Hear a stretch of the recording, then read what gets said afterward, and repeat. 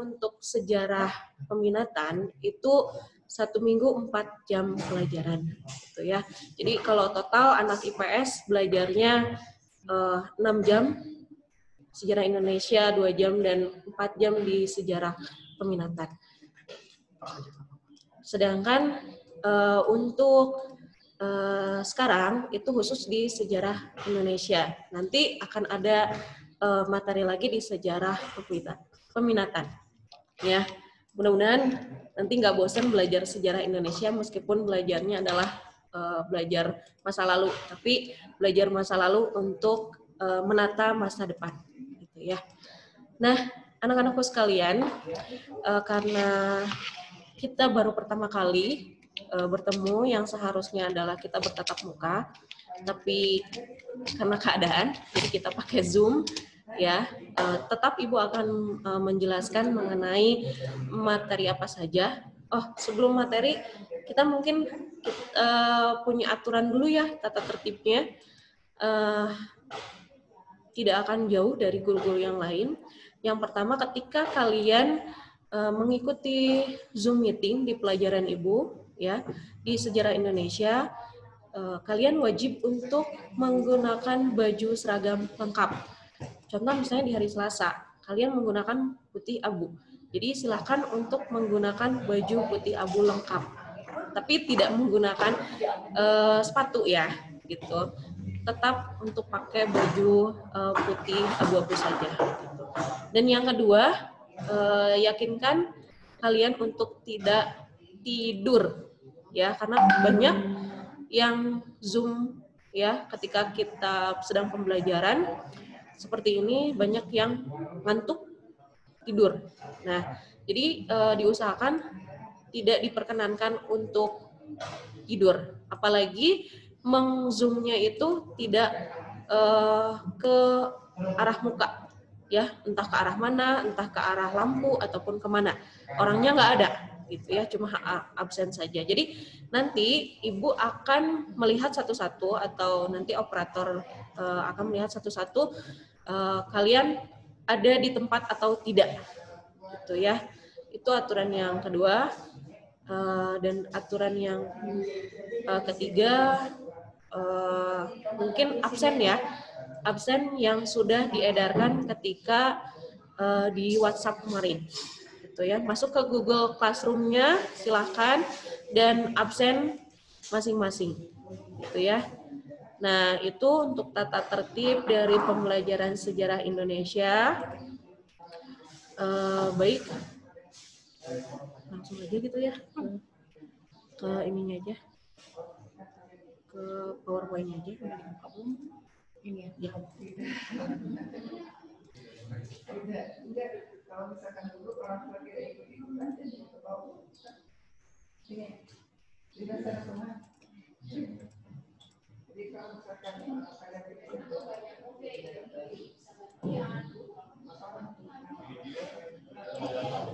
baik, anak-anakku sekalian, di sini Ibu akan menjelaskan bagaimana dan apa saja materi yang akan kita bahas ketika 1 semester ke depan, gitu ya.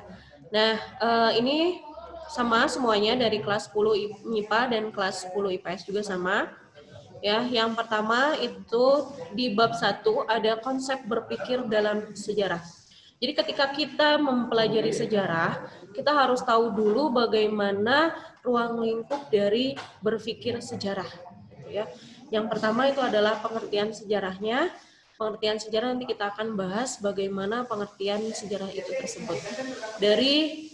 Dari pengertian secara etimologis, ya, dari bahasa Yunani, ataupun dari secara etimologis, ataupun dari pendapat para tokoh-tokoh yang berpengaruh dalam sejarah. Dan yang kedua, di sini ada manusia dan sejarah. Kenapa ada manusia dan sejarah? Di sini kita tidak akan terlepas dari yang dinamakan dengan manusia. Kenapa manusia? Karena manusia itu adalah tokoh utama dalam pergerakan sejarah, apapun itu. Jadi kegiatan manusia itu adalah hal yang paling utama. Ketika membuat sejarah, tidak ada manusia, maka bukan lagi sejarah. Karena yang dibuat itu adalah sejarah manusianya, bukan sejarah sejarah hewan ataupun sejarah tumbuhan, tetapi adalah sejarah manusia, ya, gitu, yang nantinya akan terlihat perkembangannya seperti apa yang sudah dilakukan, apa yang sudah disumbangsihkan, gitu ya, ide-ide berpikir apa saja yang sudah didapatkan selama manusia ini hidup. Ini adalah manusia dan sejarah. Nah, yang ketiga, kita juga akan membahas bagaimana konsep ruang dan waktu dalam sejarah. Dalam sejarah itu kita akan bertemu dengan 3 konsep. Satu, manusia yang tadi kita bahas, yang kedua adalah ruang atau tempat kejadian, dan waktu. Waktunya di mana? Ya, waktu itu ada 3, ada waktu masa lalu, masa kini, dan masa mendatang. Dan 3 dari waktu tersebut akan sangat berpengaruh. Ya. Yang berikutnya adalah konsep berpikir kronologis. Belajar sejarah itu berpikirnya secara kronologis, secara step by step. Lalu ada konsep berpikir sinkronis dan diakronis. Nanti kita akan bahas apa perbedaan sinkronis dan diakronis. Agak aneh mungkin ya, karena ini adalah materi yang baru kalian pelajari, berbeda dengan pelajaran yang memang sering kalian pelajari. Contoh misalnya seperti kemerdekaan Indonesia ataupun seperti Perang Diponegoro. Tetapi sebelum kalian belajar seperti itu, kenapa kita harus belajar? Nah, kita mundur dulu, belajar ini dulu, konsep berpikir dalam sejarah. Berikutnya, konsep perubahan dan keberlanjutannya seperti apa. Jadi sejarah itu, yang namanya belajar sejarah itu akan ada perubahan, dan kalau ada perubahan bagaimana kelanjutannya. Ya, cuma hanya 2, dia akan berlanjut, ada perubahan ataupun mati. Seperti layaknya di zaman kerajaan-kerajaan yang nanti kita akan bahas di materi-materi sebelumnya. Berikutnya kita akan bahas juga akan konsep periodisasi dalam sejarah atau pembabakan. Pembabakan nanti kita akan bahas juga.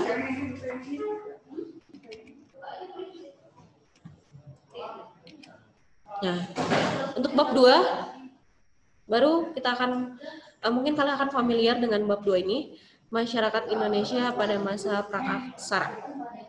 Aksara itu berarti pra itu sebelum. Aksara itu mengenal tulisan, berarti masa di mana manusia belum mengenal tulisan. Ya. Nanti kita akan bahas mengenai bagaimana terbentuknya Kepulauan Indonesia, ya, mirip-mirip kayak belajar geografi, tapi tidak akan terlalu mendalam seperti belajar geografi, hanya bagaimana pembentukan Pulau Indonesia saja, gitu kan ya. Lalu berikutnya adalah mengenai tentang jenis manusia praaksara, ya, jenis manusia praaksaranya, dan Pithecanthropus, ya, dan lain sebagainya. Itu banyak sekali. Pastinya harus banyak baca, ya, karena materi yang yang di semester di bab 2 ini materi yang luar biasa pusing, karena agak-agak bahasa yang aneh, gitu ya. Nah, untuk berikutnya corak kehidupannya, gitu ya.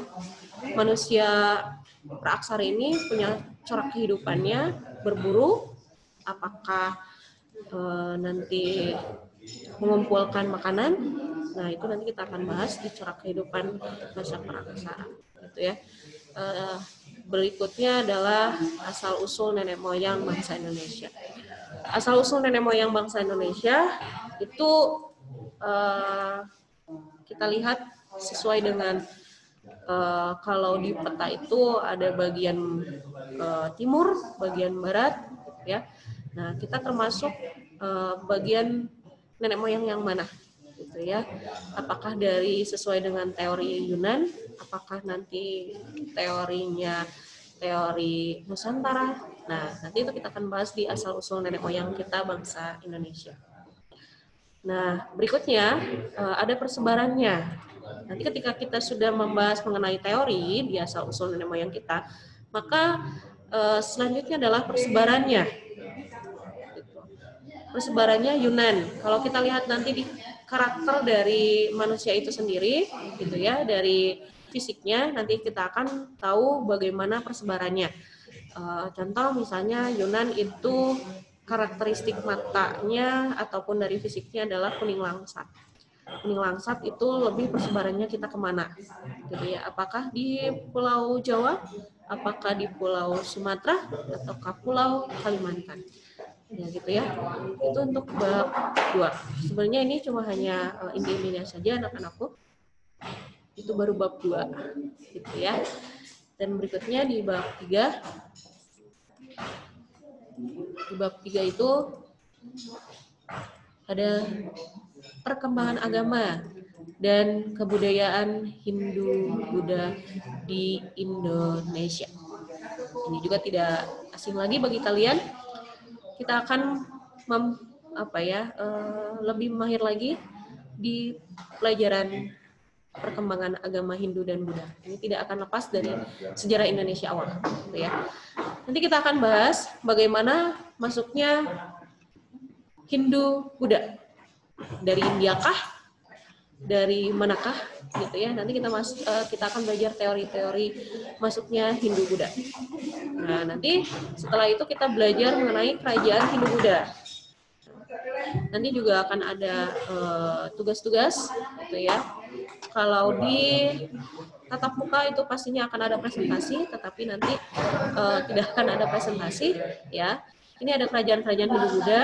Ada yang pertama Kutai, kerajaan pertama Hindu, ya, yaitu yang kedua Tarumanegara, Kalingga, Sriwijaya, Mataram Kuno, Medang Pamulang, Kediri, Singosari, Majapahit. Dan di sini ada beberapa kerajaan yang dikatakan kerajaan maritim, ya. Ada kerajaan Sriwijaya, ada Majapahit di sini.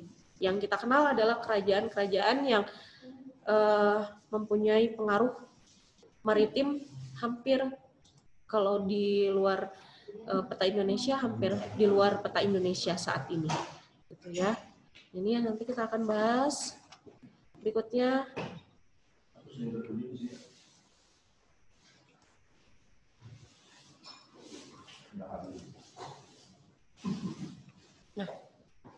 di bab 4. Bab 4 ini setelah kita membahas Hindu Buddha, maka masuk agama Islam dengan bersamaan dari jaringan perdagangan. Masuknya para pedagang Islam di Indonesia, pastinya melalui Selat Malaka dan melalui selat-selat yang dijadikan perdagangan di Nusantara. Akulturasi Hindu-Buddha. Nah, bagaimana perpaduan antara Hindu-Buddha ketika masuk agama Islam juga dan itu dijadikan akulturasi, gitu ya. Contohnya yang ada di gambar ini adalah salah satu bukti peninggalan sejarah yang ada akulturasinya ataupun ada perpaduan dari dua budaya, gitu ya. Ada di sini adalah Masjid Kudus, gitu ya. Lalu ada Masjid Demak di sini. Nah, nanti kita akan bahas ini juga dan bagaimana jaringan perdagangan di perairan Nusantara. Ini banyak sekali, ya. Jadi Ibu ingatkan untuk banyak baca lagi, banyak baca lagi, banyak baca lagi. 3 poin, banyak baca lagi. Karena sejarah itu tidak akan berjalan kalau kalian tidak mau untuk membaca. Gitu ya. Ini untuk bab 4. Berikutnya di bab 5. Sudah ya? Bab 4 berarti oke. Berarti itu adalah materi-materi yang kita akan bahas selama 1 semester ini, 4 bab. Tapi 4 bab ini sangat panjang atau sangat banyak materinya, ya. Jadi tadi Ibu sudah bilang baca lagi materinya, ya. Mungkin itu untuk materi satu semesternya. Dan sekarang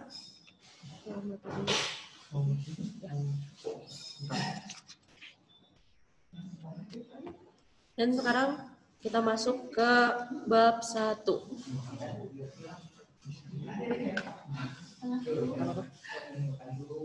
Ada ininya kok, ada PowerPoint-nya. Ada PowerPoint-nya? Cuman ini aja.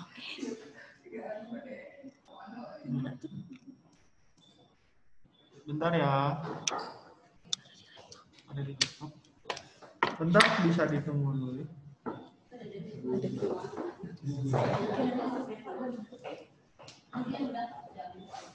Tunggu sebentar ya, tunggu sebentar. Iklan dulu.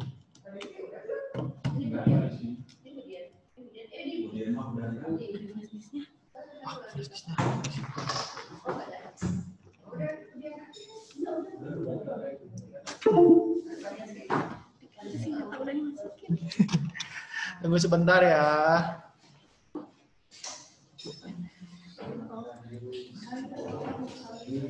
Buat semuanya sambil nunggu, Bapak ingetin lagi, isi itunya, absennya diisi dulu ya, jangan sampai ada yang jangan sampai ada yang lupa ngisi absen. Temennya yang baru datang tolong diingetin diisi absennya, nanti setiap pelajaran pasti ada absennya ya. Yaitu adalah melingkar yang tinggi rendah disebabkan oleh keadaan manusia. Sedangkan Ibnu Khaldun, kata kuncinya adalah catatan manusia yang mempunyai sebab akibatnya. Itu menurut Ibnu Khaldun. Kalau Sartono Kartodirjo, Pelan-pelan katanya. oh gitu. Iya, tapi tulis aja patah-patah suaranya. Oh gitu. Ada mungkin Bu. Tulis gimana nih? Bisa sih, cuma kecil. Kalau ditulis, ya nggak apa-apa sih ambil ditulis. Nanti ditulis aja nggak apa-apa. Nanti mungkin bingung juga ya. Kebingung. Kalau ditulis kelihatan ini whiteboardnya, kelihatan ya?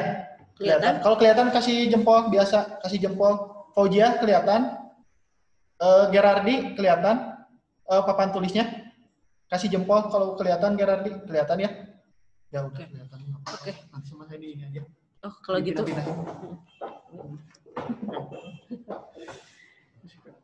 Diulangi lagi atau gimana? Dan dilanjutin aja ya.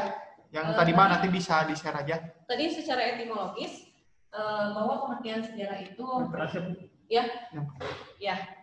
Secara etimologis bahwa sejarah itu tadi berasal dari bahasa Arab yang namanya adalah syajaratun. Artinya di sini adalah pohon.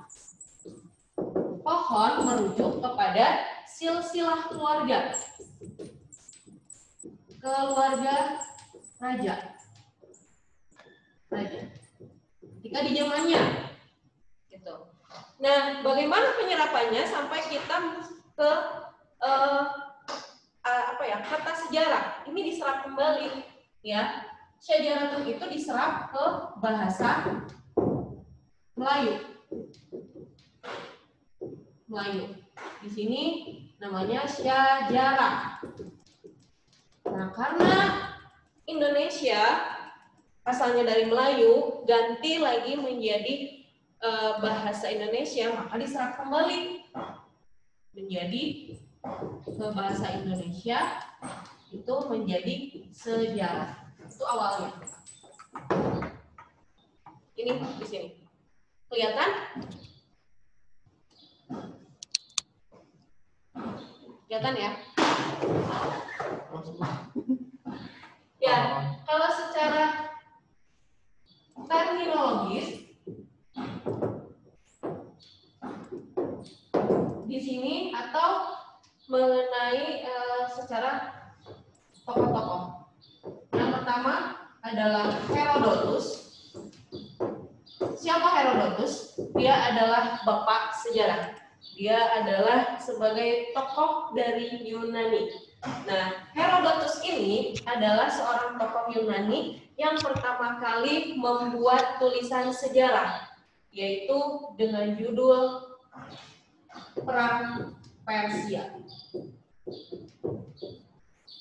Nah, apa menurut Herodotus mengenai tentang sejarah? Sejarah adalah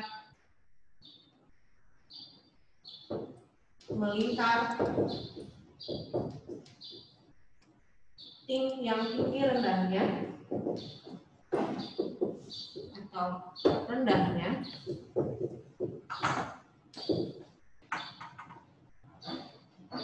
disebabkan oleh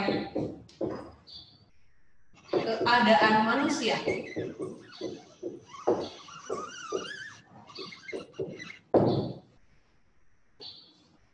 Sedangkan yang kedua ada Ibnu Khaldun. Kalian mungkin tahu siapa Ibnu Khaldun? Ibnu Khaldun adalah seorang tokoh Islam yang terkenal.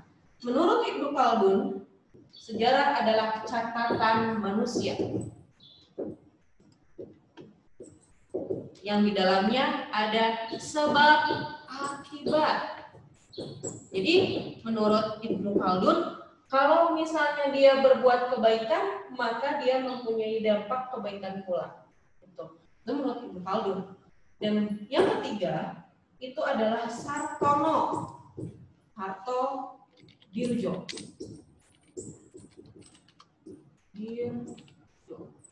Nah, ini adalah sejarawan Indonesia, ya. Sartono Hartodirjo membahas mengenai sejarah itu dibagi dua, yaitu adalah objektif. Sejarah itu harus ada objektif dan ada subjektif.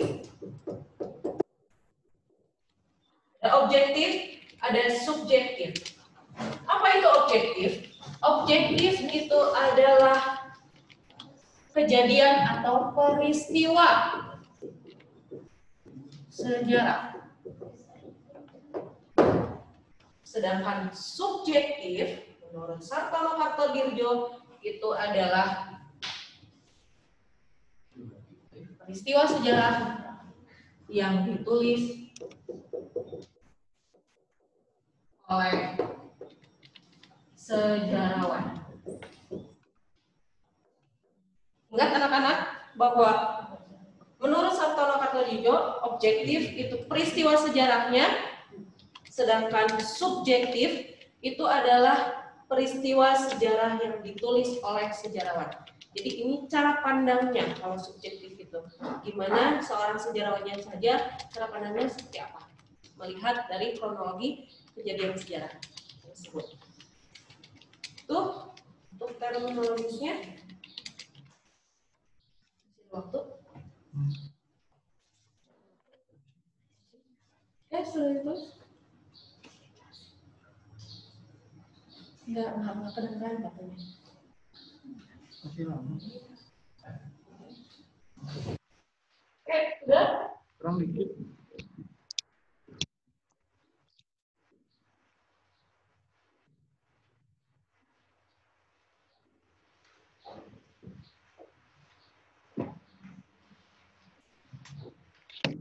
Berikutnya adalah konsep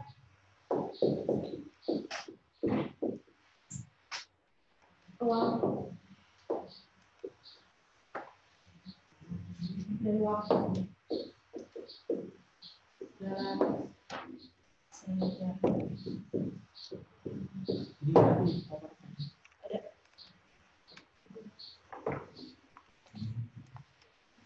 Warnain aja ya. Kalau yang tadi ada istilah-istilah. Terus bukan.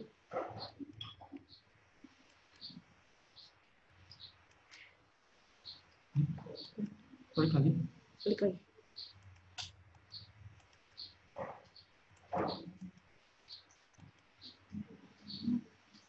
Hakikat sejarah ya berarti. Baik. Di sini ada hakikat sejarahnya.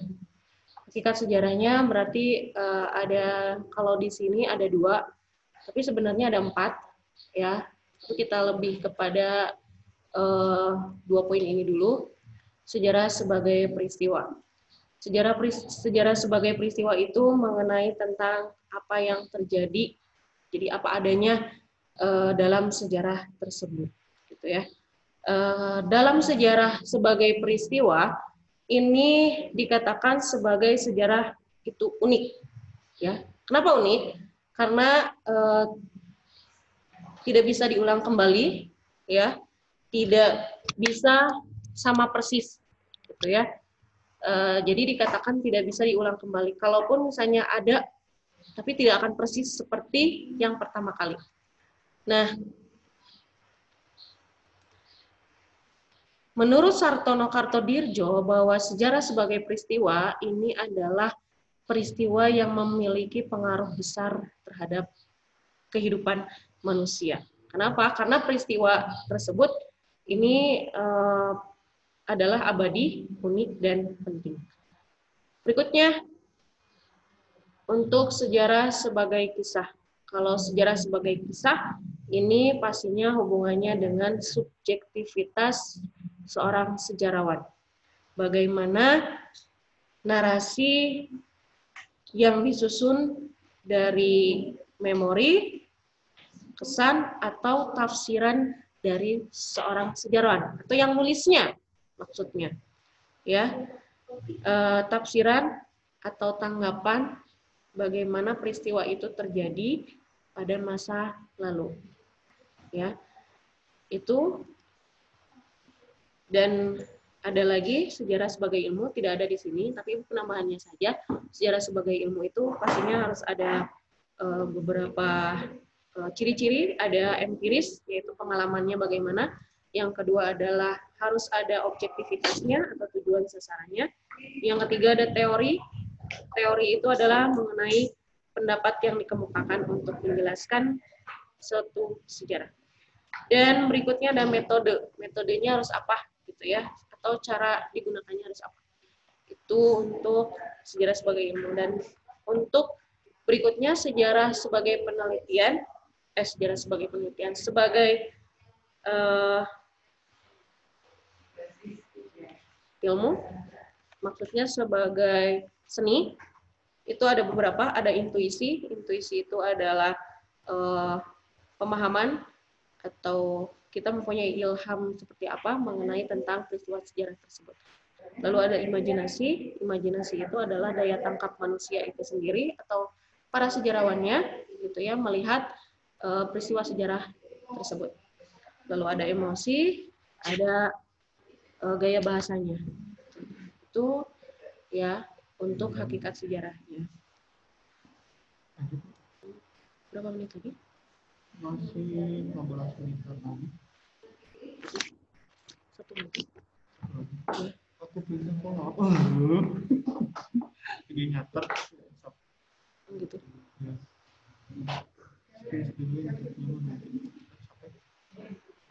Oke. Untuk berikutnya adalah konsep ruang waktu dalam sejarah. Di sini untuk konsep ruang dan waktu dalam sejarah itu ada 3 pastinya. Ada manusia.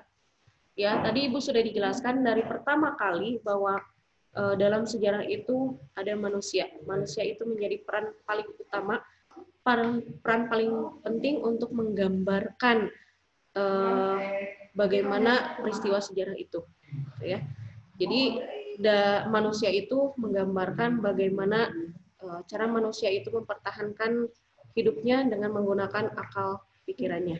Jadi nanti akan terlihat bagaimana ada apa ya, ide-ide ya yang digunakan oleh manusia, gitu ya, menggunakan akal pikirannya. Gitu. Itulah yang membedakan antara manusia dengan makhluk lainnya, gitu ya, digunakan akal dan pikirannya. Yang kedua, slide baru. Nah, nanti. Ya. Kedudukan manusia dalam sejarah itu ada 2 poin. Tadi juga sudah dijelaskan. ada objek sejarah, ya. Ada objek, yaitu manusia merupakan aktor sentral atau dikatakan pelaku utama dalam kajian sejarah. Namanya juga kajian sejarah ya, pastinya manusia. Gitu. Makanya sejarah dalam kisah ini adalah berkaitan dengan ruang dan waktu. Lalu dalam subjektivitas sejarahnya, ini manusia berkontribusi dalam penelitian. Berarti ini adalah sejarawannya, ya, membuat kisah sejarahnya dan meneliti peristiwa tersebut.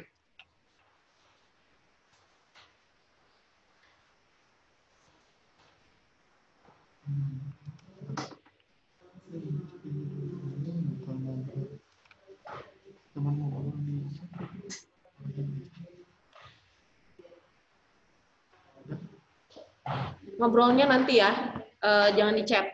Jadi Ibu menjelaskan karena waktu juga ini sedikit, tinggal sedikit lagi, ya. Dan yang kedua itu adalah ruang, gitu ya. Ruang ini berkaitan dengan tempat atau lokasi kejadian. Nah, konsep ruang. Sejarah juga tidak akan pastinya akan berhubungan dengan konsep ruang juga, ya, yaitu adalah tempat terjadinya suatu peristiwa atau cakupan pembahasannya di mana, tempatnya di mana, itu dikatakan dengan konsep ruangnya, gitu ya. Berikutnya ada, nah ini juga konsep ruang juga nanti akan membagi-bagikan, ada pembagiannya. Ya, nanti akan ada sejarah kota, kota mana, ada kota Bandung, ada kota Tangerang, Kabupaten Tangerang, Kabupaten Bandung Barat, ataupun sejarah lokal lainnya, gitu ya, atau sejarah pedesaan bisa, itu bagaimana cakupannya saja. Jadi di sini konsep ruangnya akan terlihat jelas di mana sejarah itu terjadinya. Ya, ini untuk konsep ruangnya. Berikutnya,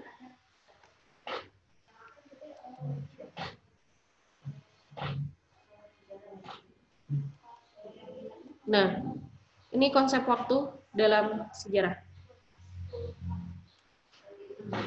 Konsep waktu dalam sejarah itu menandakan sebagai peristiwa yang bersifat unik. Kenapa unik? Karena tidak akan terulang kembali persis. Sejarah tidak akan terulang kembali. Meskipun nanti masa mendatang mirip seperti ini, tapi tidak akan sama persis. Seperti layaknya kalian mempunyai sejarah pribadi, ya, sejarah diri kalian sendiri. Jadi kalian itu punya sejarah masing-masing yang pastinya tidak akan terulang kembali. Contoh misalnya adalah kehidupan masa kecil, masa balita, gitu kan, itu tidak akan terulang kembali, gitu ya. Mau seperti persis pengen mengulang kembali masa kecil-kecil, ya tetap aja tidak akan persis seperti itu. Itu ya bersifat unik, dikatakan unik. Dan konsep waktu itu menerangkan kapan terjadinya sebuah peristiwa. Ya, konsep waktu itu jam berapa, pukul berapa, ya, tahun berapa, itu yang dikatakan dengan kapan terjadinya sebuah peristiwa. Berikutnya, konsep waktu dalam sejarah juga menjadi pembeda antara sejarah dan mitos. Kalau sejarah itu pasti sudah jelas ada waktunya, waktu terjadinya, ya. Kalau mitos itu tidak tahu di mana, gitu ya, ataupun waktunya kapan, tidak tahu. Mitosnya seperti ataupun legenda Sampuriang itu membedakan antara sejarah dan mitos. Yang terakhir ini adalah menandai kondisi